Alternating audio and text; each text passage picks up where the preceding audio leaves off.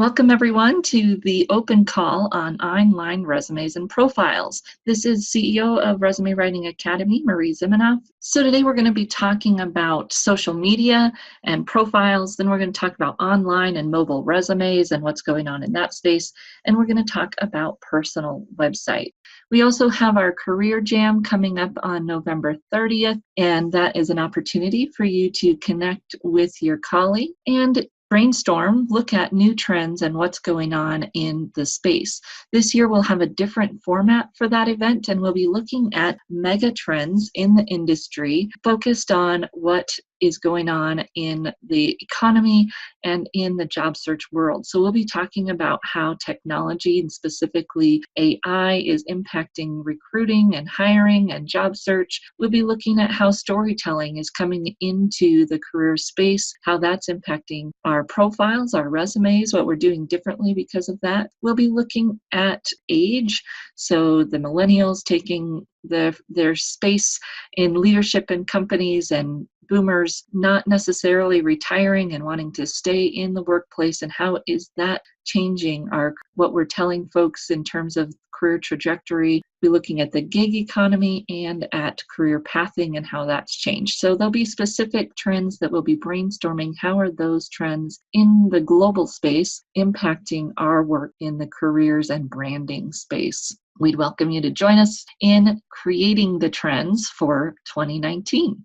Some of you have asked, what's an e-summit? So when you go onto our website, you can find a list of recorded e-summits that dive in specifically to topics. They're 2 hours, they give you handouts, they give you resume samples. They're our most coveted type of training. People love them, and all the resources that they get with those e-summits. When you are looking at our training programs, we have 2, our ACRW, which is our resume writing class. We'll have a live class for that starting in February. It's really all about helping you transform your writing, take it to the next level. We meet you where you're at. We give you feedback on 7 different resume writing projects that you'll do so that you know you're walking out with the best skills that you can have in resume writing. Our profile writing class, ACPW, teaches you how to write profiles, and we'll be talking about why that's important today and where that's going in terms of what profiles are important. We do cover more than LinkedIn. We'll go in depth in LinkedIn, but we also are going to talk about Facebook, Twitter, and this time probably even Instagram, based on what we're seeing that recruiters are using to recruit our clients. We want to take market information, what are recruiters looking at, and not necessarily what do our clients think they're using for job search, but what might be viewed for job search that they're not even thinking about. So let's dive into our trends here. And we're going to do a little bit of a longitudinal study, starting with 2016. And in the 2016 JobVite recruiter study, JobVite does a recruiter study every year. They have about 1,000 recruiters that they survey, and they ask them questions about how they are hiring. In 2016, we saw that 87% of recruiters were using LinkedIn to evaluate candidates. So this isn't necessarily sourcing and finding candidates, right? This was evaluating. When that same study looked at the number of recruiters that were using LinkedIn, at some point during the process, that number was in the 90s, high 90s, 97, I think. And in the entire process, Facebook was in the mid 50s. So this is where they were going to look at candidates. Obviously LinkedIn, but maybe more into Facebook and Twitter than we would believe. And in the UK study showed that this data was flipped, and more UK recruiters were using Facebook than LinkedIn, which was interesting. And that was 2016 data for that UK JobVite study as well. And don't worry, I'll send the links out to you to access these reports. Yes, it's a couple of years old, but still a good barometer for us to know what are recruiters actually looking at when they look at our clients online. Thinking about this in terms of data, we also had the 2017 Career Builder recruiter study that came out that showed that 30% had a social media hiring person, and that they are using social media to screen pretty heavily. LinkedIn in their online data says that there's a hire made using LinkedIn every 10 seconds, but still almost all of those say that people need to upload their resume. So we talked about that in our Future of the Resume call a few months ago, that the resume is not going anywhere because most people are still requiring a resume, even if they're also looking at the LinkedIn profile, right? This isn't an either or, it's an and, which may be frustrating for our clients because they really do need to have both up to date. And they do need to be different. If someone's going to be looking at both of them, they need to have some novel content to read or they're going to get bored. It should align. It should be similar. It should go together, shouldn't raise red flags. And it needs to be different because most people are looking at both, not just the profile and definitely not just the resume. The profile is probably where they are looking for our client first in many cases, but not always. Depends on the process, of course. So they might see that LinkedIn profile first and then want to connect with our client and get their resume, or they may see that resume through their applicant tracking system that the candidate applied or got into by referral, and then they go on to the profile to get more information. If the profile is just a copy and paste of the resume, they're not getting any more information, right? We're wasting their time. So they do need both, and that was pretty clear in the research that we did for the Future of the Resume call that we did a few months ago. If you didn't join us for that one and you want the recording, it is available on YouTube so that you can go and listen to that as well. Fascinating stuff. So here is what has changed. 2018 JobVite recruiter study just came out yesterday, so I haven't had a chance to dive in really deep, but this graphic grabbed me right away, and I hope it will grab you and your clients as well, because what it shows is that LinkedIn usage by recruiters is going down. And if you've been listening to chatter in the recruiter rooms, this is not really a surprise. LinkedIn has made it more difficult for recruiters to use LinkedIn. You have to pay for search results. Even if you're using a free account, you can only have so many search results. That's not going to work for most recruiters. Very expensive for independent recruiters or companies who don't put a lot of value there, and companies are starting to put more value there and more money, but it's a slow uptake, right? HR is still fighting to make companies understand the talent shortage in some arenas and what they need to do to make that different and the money they need to spend. And LinkedIn has not made that easy. The other piece of LinkedIn that we'll look at here shortly is that people aren't there on a regular basis. Their average daily, average monthly user is pretty low. They're changing some things to try to fix that. And unfortunately, I think they may have made it worse in the short term. We'll see if it can bounce back. So when you look at the change in groups in LinkedIn, you used to be able to get notifications to your email. They've let go of those. And my guess is that they are trying to get people to go to the platform instead of just poking through an email to see if there's anything worth going to the platform for, so that they can get their daily and monthly active user numbers up. Unfortunately, I don't think many people saw enough value in groups to do that. And the talk on the street is that has really hurt groups, not helped more people go there on a regular basis. So there's some factors there that recruiters were seeing, hey, my candidates aren't even there and you're making it more expensive, and that number has gone down. Really not that surprising. And yet it's kind of good to see it in real life, in data, so that we can share that with our clients. Does it mean that they don't want to be there? No. It does mean that they probably need to be more active, more visible, and more direct in their connection to people and not expect as much to quote unquote be found there. And they want their LinkedIn profile to be able to show up in Google search and other ways that recruiters might be searching that don't cost them any money. Google search being one of them. Of course, they can find LinkedIn profiles via Google search instead of going into LinkedIn. And if our client's LinkedIn profile is set up well and optimized, which we'll talk about here in a minute, then they will still show up in those Google results that recruiters might be using in place of going directly to LinkedIn. The other thing that's taking place of LinkedIn is Facebook. So you'll see that Facebook is up almost 10% year over, 2 years in their usage. This is because it's easy. It's free for recruiters to go there and search. They know how to do a Boolean search on Facebook that will pull up people who used to work somewhere, people who do work somewhere, people that have, in some ways, certain keywords in their profile. The number one thing I hear my colleagues saying is, my executives don't use Facebook for job search. Great. That doesn't mean that recruiters aren't looking for them there. Just because our client doesn't think they're actively using Facebook for job search does not mean that recruiters could not or may not be already finding them there. And they may be missing out on opportunities by thinking that they're only using LinkedIn for their job search. Now, here's the other thing that people say. Well, Facebook is for their personal persona. There is no separation between personal and professional anymore. This is the way branding is going. People want to see you as a whole person. They want to see your personal. And if your personal is something you're ashamed of or don't want recruiters to see, there's some coaching to do there, but we don't need to hide that personal anymore. And thinking about how we talk and what we do is important.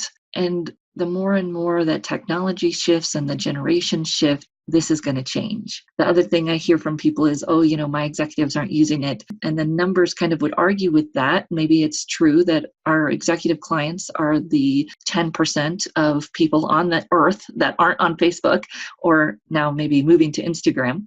But the data just says that most internet users are on Facebook. And when we think about our executives, that is shifting. Your millennials are turning 36 or 37 this year.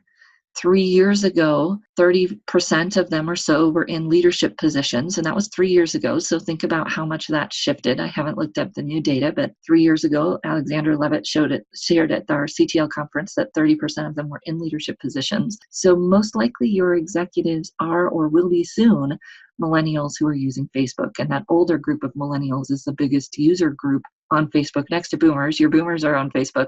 That younger group of millennials is not on Facebook as much. Of course, they're going to be on things like Snapchat, Instagram, maybe even Twitter. Speaking of Instagram, you'll see at the bottom of this graphic that recruiters are trying to figure out how to use Instagram.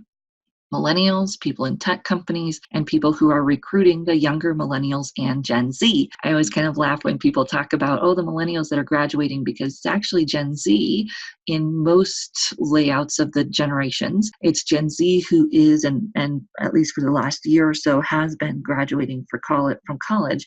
And those folks are heavily on Instagram and Snapchat. Recruiters are trying to figure out how to use Snapchat, but that's not hitting the blip here. But 25% for Instagram was big and new, something that we want to pay attention to for our clients, especially our younger ones, and for ourselves if we want to attract younger clients. So what does this look like and why is it so? As I was saying, you've got 1.1 billion daily active users on Facebook. 66% of US males who are on the internet are on Facebook versus 24% of male internet users. And they didn't have that US, so their data might not be quite aligned here, but you can see just in terms of the numbers that you've got 1.1 billion on Facebook and 450 million on LinkedIn. This is why recruiters are struggling with where to go and what to use, because they just aren't getting the feedback that they need from LinkedIn for how much they're paying for it. I'll give you the link for this in our follow-up, but only 36% of job seekers are on LinkedIn. You say, well, how could that be true? It just goes back to these basic numbers. There are simply not that many people there in terms of overall internet users. So interesting data, good for us to know. Is LinkedIn still the most important for our clients? Yes. And what could they be using instead based on their target audience, based on what we know recruiters are using? And how might they get over the Facebook fear to use that as a medium for connection with their recruiters? Recruiters are trying to use it to connect with them. Would it really hurt them to think about how they could connect back? So let's talk about how we optimize our LinkedIn profile. So this is one of the other things that happens. People talk about keywords and SEO, and it gets to be this mythical game that we can play in terms of algorithms. But similar to optimizing a resume for an applicant tracking system, it really is not rocket science. It's really pretty straightforward. And when we think about our clients and what they want to be known for, that's where we should start. Right? What do they want to be known for?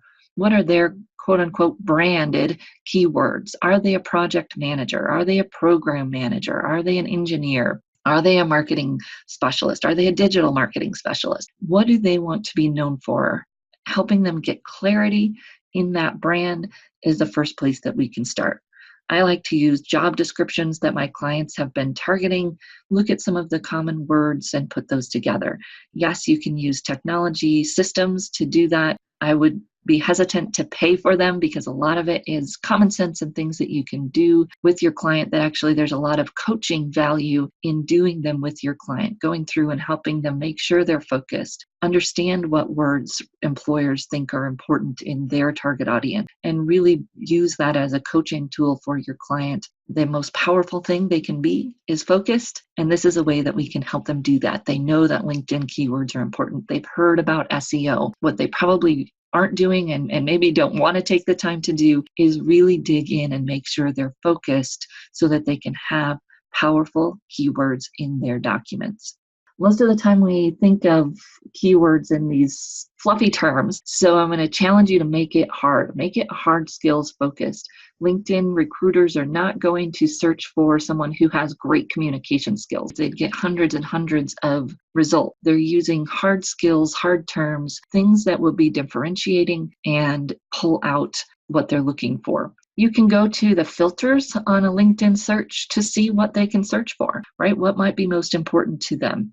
Titles, products and services, core competencies, maybe, but again, it needs to be a hard skill, something that's specific, a coding language, type of engineering, a type of technology, things that will help your client stand out and get found by the right people. They're going to search for degrees and certifications. They'll search for educational institutions. They'll search for companies, right? They're going to search for people who used to work here or do work here, because that makes it easy for them to pick someone who's already in the industry, easy to pick someone who will be able to hit the ground running, which of course is what they all want, someone that can just come in and start doing the job today. They're going to search for terms that help them find those people, that make it easy to find those people. And all of the things I'm talking about here in terms of keywords, of course, apply there, and maybe even more so on Facebook. Your recruiters are most likely to search by company. Where does someone work? Where do they used to work, and by the skills, which we'll look at in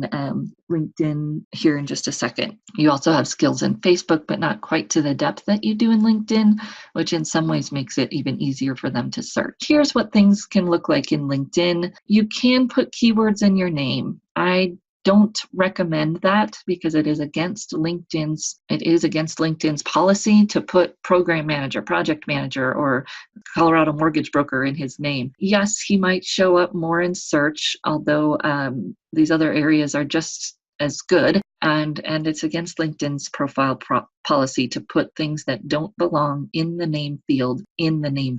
And your title does not belong in the name field. Will they catch you? Will they remove your profile? Probably not, but it just isn't necessary because these other areas are just as good for search. So your headline is also going to be heavily weighted in the SEO. Also, of course, heavily weighted visually. When people look for you, they will look for and see your headline first. Your summary is good for those keywords. Not as much visibility there. Of course, we know that now you have to click see more to see the summary. I consider it to be kind of like a cover letter where recruiters will look at that after they look at the rest of your profile. Someone who's wanting to network with you will most likely read the summary first. Someone who's looking to recruit you will most likely read the summary last. So you're going to have a spread of recruiters and what they read first, just like you do with resumes and cover letters. Some of them love to read the cover letter first. But in general, recruiters will be looking at that experience to see if you're qualified before they go and read that more storied summary. You can still put PhD and MBA and those things in your name field. You just want to make sure that they're after your last name. They're part of the last name field, but that your last name is still in the last name field. So when you first set up a profile, you put in your first name, you put in your last name. A lot of people are putting their first and last name in the first name box and then the credentials in the last name box, and that messes up the search. So you want your first name in the first name box and then the last name and these credentials in the last name box. It doesn't hurt search results that much if you do it that way. And of course, someone searching by your name is important because that most likely means they have your resume and they're considering you and now they want to see your profile. Skills. So LinkedIn changed the skills a little while ago to be more visual, which of course we know draws the eye. When things are visual, it draws the eye. So these featured skills and endorsements are going to get a lot of visual recognition simply because they are big, they're visual. And now it tells me if there's someone I'm connected to who has endorsed you for that skill. So they try to make endorsements a little bit more credible by connecting it to this person has been endorsed by someone else you know. So I could reach out to that person and say, hey, you endorsed Hannah for public speaking. Have you heard her speak? What made you do that endorsement? And figure out if I really wanted to hire Hannah to be a speaker, let's say. I do that when I research speakers, and it helps to have that connection of this person connected that person. Titles. So your titles in LinkedIn, the title field in LinkedIn is more important than people think it is because it has 100 characters. So you can put 100 characters in the title field, and it is visually pronounced both on the desktop and especially in your mobile phone. That title field is unused real estate. Most people just put the title of the organization or the title that the organization gave them, the title that's on their resume. Yes, you want to put that. They need to line up, but then you have all these other characters that you could use to do something else with them. And then your experience. Of course, you're going to have lots of space character-wise to put experience in. And when you do that, it's going to help your keyword. Some people would claim that the LinkedIn search algorithm goes in this kind of order in terms of ranking. Great. I would say stuff them all with as many keywords as you can, as long as those keywords are branded. It's hard key skills that someone's going to be looking for, and they're fit in with part of the story. Our LinkedIn profile has to be a story now. It can't just be a copy and paste from our resume, which means that we want to have a story there filled with keywords, not keywords that are just copied and pasted into there. That might help us show up in search, but it probably won't mean that anyone wants to really connect with us or hire us if there's not much more there than just a bunch of keywords. Visuals are so important in every piece of our profiles that we do. Yes, the content is important, and we want to look at how can we use the visuals that are going to draw the eye to our benefit. How can we use those visuals to draw the eye where we want it to go? This is why the profile picture is so important. It's why those skill section is more pronounced now because it has a visual element to it. And it's why there's so many other visual elements to our LinkedIn profiles that we're going to look at here in just a minute. First of all, our titles. So this is my title on LinkedIn. You can see that I've used all of the characters, right? And 100 characters here in the title field. You can use symbols. You want to use symbols there to draw the eye, although it's already big and bold. You can use symbols there to draw the eye, ones that are going to be relevant to your candidate. You can do this the easiest on their phone.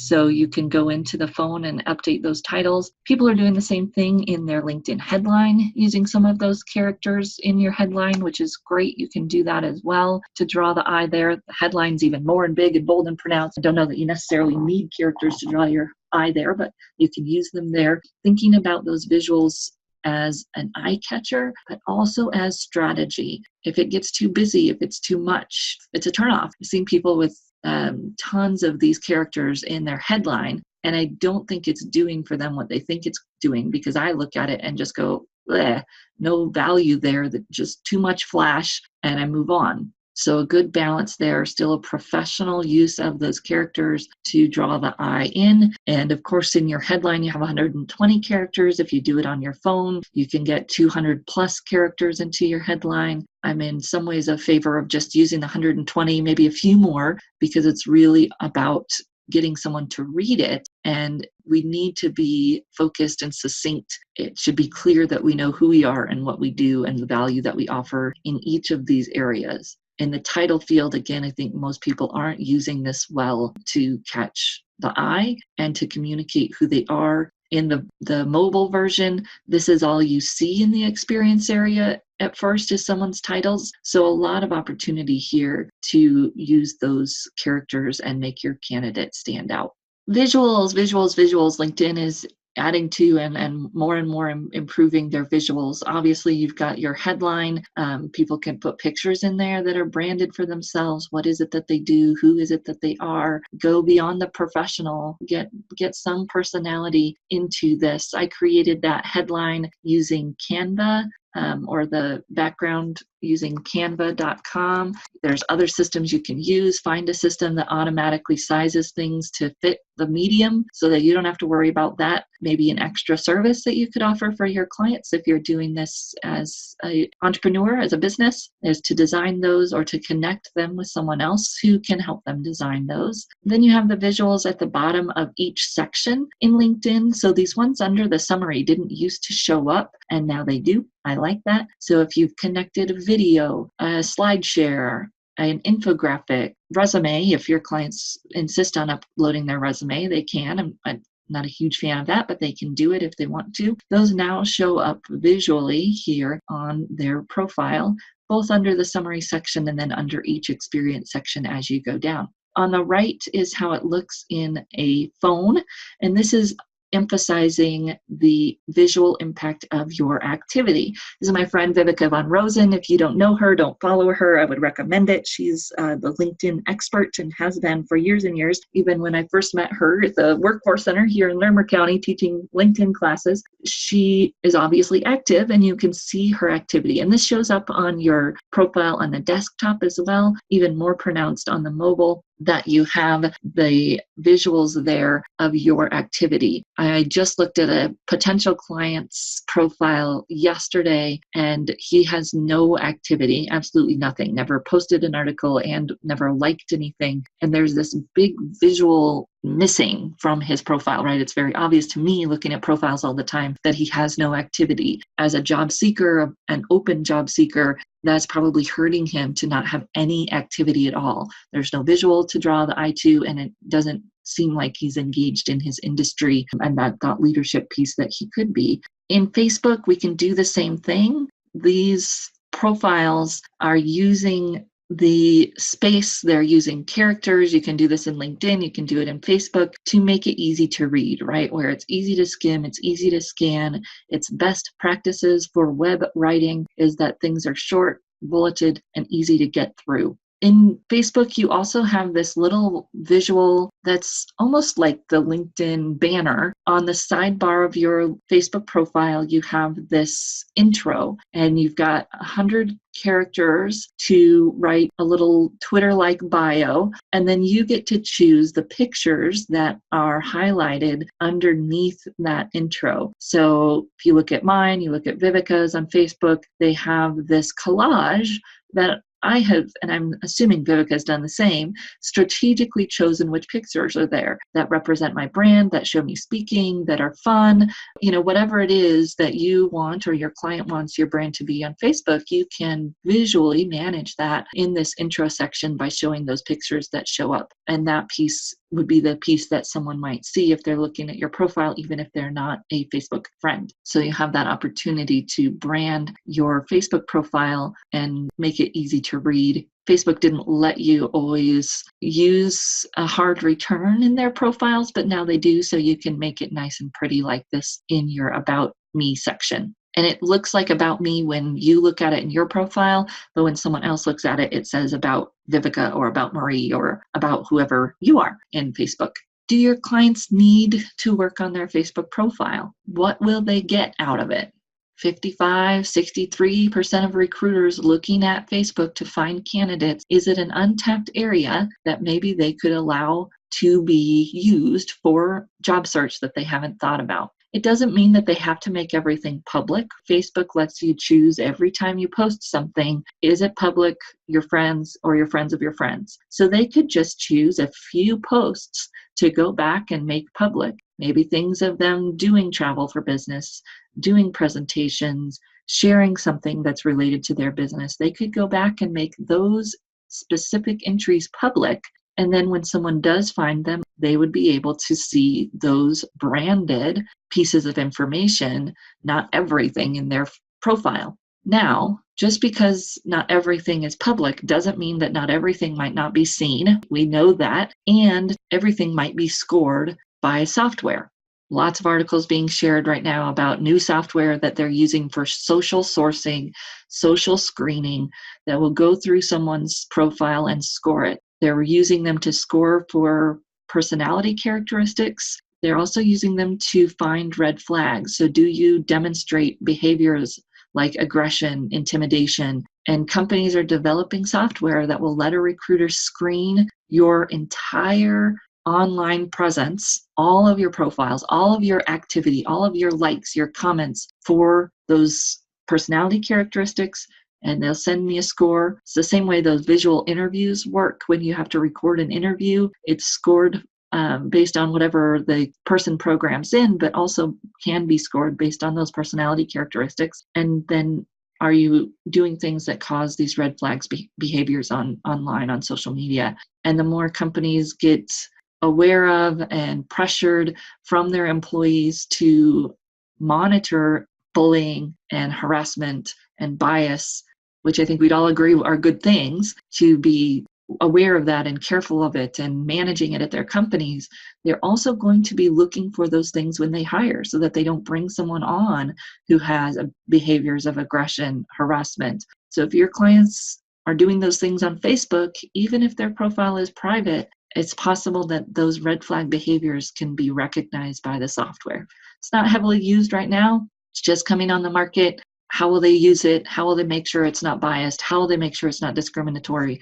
They're working on it, and it's going to be there. It's going to grow. So helping your clients think about Facebook differently now will only help them in the future. And instead of being afraid of what it might mean or what it might do, could they start using it as a tool for their benefit, using it to brand themselves, using it to show who they are, not just professionally, but personally? This is what their future employees are going to want, no matter how old they are as a client.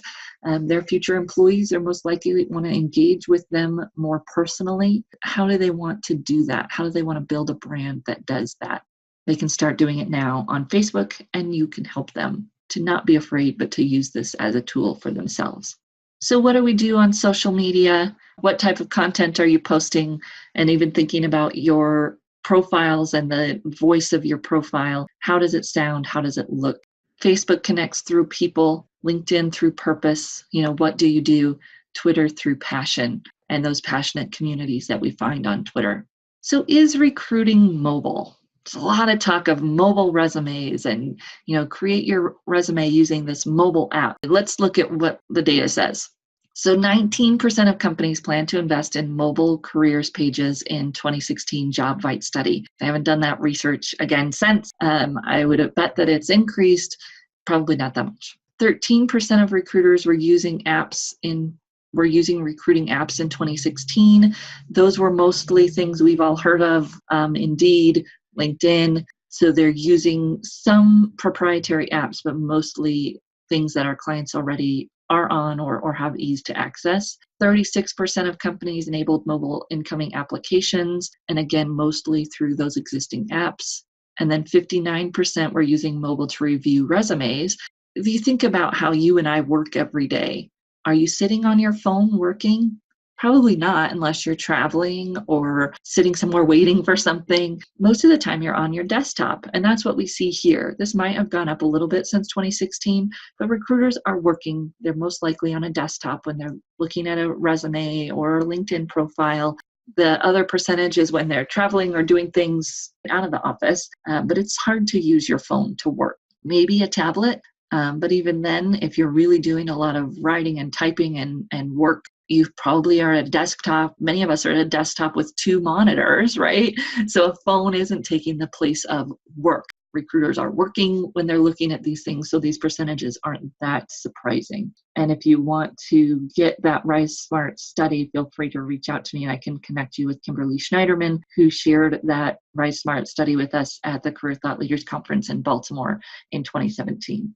So evaluating these online resumes and apps. Is it just a resume creator, or is the resume actually stored at a URL? So most of the resume creator apps that I looked at simply sell that they'll help someone create a resume and then you can download it as a Word document or PDF. Great, we all do that every day. Do we need an app to do that for us? I don't know. They're not really a mobile app resume. There are a few, and we'll look at them, but most of them are just a creator, not necessarily a place where you'll have an online resume or a mobile app resume. Most of the ones that say they create a mobile-friendly resume, there's just a lot of white space and some really bad formatting or really bad strategic formatting. So we've got to be careful of this in terms of what is that app helping our client do? Does it still follow the best practices we know in terms of a resume, and how do they all fit together? And then if it is an app, where's that app going to go? Who's going to be able to see that app? This is the problem, is that the job search side of it is moving so much faster than the recruiter side of it that your client might take all this time and effort to build a resume app that's actually an app, but who in the heck can see it, or can they even apply with it? It has to have somewhere to go if we want our clients to spend time on it. So researching that and really understanding that with your client before they spend a lot of time there, or you help them build one. They look cool, they're awesome, but what is it actually going to do? How will it be viewed? And of course, the main considerations that we're thinking about with any kind of resume: what does that template look like? Does it do what we want it to do strategically? I saw some that have the dates on the left. The dates we don't want the dates in the most important position in a resume, no matter what format it's on, right? So if the templates don't go with what you know to be right about resume strategy, look for a different system, look for a different template that does what we know it should do as a good resume. The functionality, so again, where can they send it? What can they do with it? How portable is it? Can they apply through Indeed using this mobile app? What does it do? It might be a cool technology. There's so many places that we can waste time and energy in the job search. We want to make sure that we're helping our clients be critical about where they're spending that time. So, Deb, great question. Mobile resumes creators, online resume creators. So Visual CV is still around. It's been around for a while. It kind of died and then it came back. It is an online resume. I didn't see them tout mobile. They might have it and they're just not sharing it, but Visual CV still there, still pretty, and creates an online resume. So it's actually online, stays online, has a website, has a URL. Responsive CV has one that is also online and a mobile app. They look great. I like the look. What does it do for your client? Again, where can you send it? How would recruiters see it? Thinking about where that works. It looks nice. Could be fun if it works for your client, if they're networking and doing things in a way where this matters for their search. This one, I looked at it, I thought, it might be. Again, you'll see they have the dates on the left. So there's a lot of bad templates out there that your clients might be using. And most of these systems create an online resume, maybe a mobile resume, and then one that they can download in PDF, some in Word as well. Resume Maker, this one was interesting. It's a little less polished than some of the other websites. They do say that they have a resume writing award on this site, so you might be interested and poke around. The samples look a little bit more what we would do than some of the other sites that are obviously created by people that aren't resume writers. You can go into Google Play and search for resume apps. Again, then you can see people's reviews of them. You can see how many people have downloaded it. You're still thinking about, what is this going to do for my client? How does it work? Who's going to be able to see the app? Or is it just a creator where they're using it to create their resume? That's probably not the best way to format a resume. So just some of them that were in Google Play, look at the number of people that have used it. This one has 75,000 people that have used it. Does that mean it's good and going to do what we want it to do? Maybe not, but it's still worth maybe looking at if your client wants that mobile resume.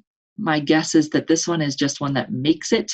It's not one that necessarily stores it. It looks like it just makes resumes. And this one looks like it does create a mobile resume. So you want to look at these, think about what your client's actually wanting. They probably don't need a system to create a resume if you're doing that for them. What they're looking for is an app, a resume app, and what does that look like? Then, of course, we've got personal websites. So these are not necessarily resume sites, but they're ways that our clients can build a personal website. And our own Hannah Morgan had shared in one of her articles some research from Domain.me in 2016 that 40% of recruiters said they would be likely to contact a candidate if they had a personal website. I think about this more in terms of branding and our client managing their brand long term, having a stable place that's them, that they can customize, that they can build, that they can show their personality. Yes, they can do that on LinkedIn, but LinkedIn has its format, right? LinkedIn has its things that it does. It changes every 5 seconds, and your client could have their own stable website that they build for themselves. Doesn't have to be a lot of money, doesn't have to even be any money. There's sites where they can look at templates and designs. You can help them with the content. And then, of course, how are they going to make it visible? They might put that URL on their LinkedIn profile. They might put that URL on their resume. It's a place that people can go that is, right now at least, probably easier than creating an app, because although people use apps more than they do websites, there's not a centralized system for people to find their app easily right now yet. So having a website, a URL might be better at this point, and then they can move it over to an app when that functionality comes around. So Wix, free site where you can build a website, you can connect all your social media there, you can have your content there. Same thing with Weebly, design their own website. What do they want to show about themselves? Who do they want to be? Is it artsy? Is it functional? They've got their own brand that they can have there. And then, of course, a freelance writer. This is from a Muse article that I'll share with you. So this may be an opportunity for us to expand. I think when LinkedIn first came on the market, people said, oh, you don't need a personal website anymore because LinkedIn will do it for you. And that has proven to be correct in some ways and not fit for everyone. So there may be an opportunity for you to help clients build something that's separate from LinkedIn and getting that visibility on a separate website. And of course, Hannah is sharing that personal website is the best for SEO. If someone is searching by your name, or if you're really clear about your keywords, you can build that personal website to get great SEO. Google also loves LinkedIn, but at some point that might shift, right? Google and LinkedIn might not always be friends. So helping our clients build something else, build other profiles and or build their own website can be their permanent home, their brand home, their place where they can be what they want to be instead of what LinkedIn wants them to be. So someone's saying that customers use social media to get people to come to them, advertising they're looking for work. Some areas for growth for us: personal websites, helping people build those, helping them write content for them, helping with Facebook profiles and doing the work to optimize those. How can we grow and make sure that we're not stuck in the status quo? Make sure that we're not saying, well, all my clients need is LinkedIn, or all my clients don't need this. To think about what you can stretch for yourself and stay ahead of the curve for yourself so that you don't find your clients and you being caught off guard as things shift. We're happy to answer your questions, happy to offer more resources and keep you ahead of the trends. And again, we hope that you'll continue to join us for these events. We'd love to have you join us on November 30th for Career Jam, where we'll be setting those trends and answer any questions that you have here as we'll stay on for a few minutes. Always look forward to your feedback, to your thoughts, to your questions, to other things that we can bring resources to you about, so that we are doing the best that we can do for our clients. That's all of our goals, no matter where we work or what types of clients we help. We want to do the best for them, and we want to help you do that. Thank you for joining us today and for all of your comments, Hannah, Elizabeth. We love your questions and your interactions, so thank you for that. We'll see you again in another quarter or so. We'll have another free call.